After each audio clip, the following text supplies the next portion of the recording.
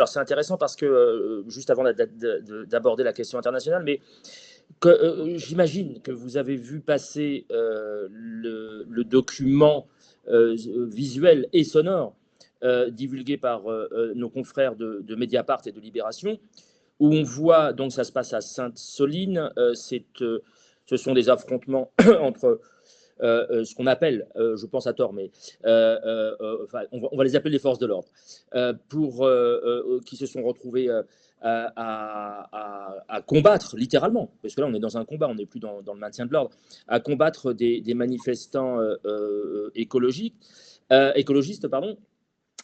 Les mots sont très durs. Est-ce que vous pouvez nous en dire un mot pour nos amis qui n'ont pas vu ce document? Oui, à un moment, on voit par exemple un gendarme hein, qui dit sa caméra s'allume, l'autre qui lui dit mais pourquoi tu fais ça? Il dit ah putain, ça s'allume tout seul ce truc. Et puis l'autre qui dit on va les massacrer, on va les massacrer. Bon, moi j'ai documenté ça du temps des Gilets jaunes parce que j'avais été voir assez vite dès les premiers actes. Moi je suis très à la base, c'était pas toujours été sur le terrain, mais je suis assez légaliste, légitimiste. Jamais j'aurais pensé mettre en cause à ce point nos forces de l'ordre. Hein.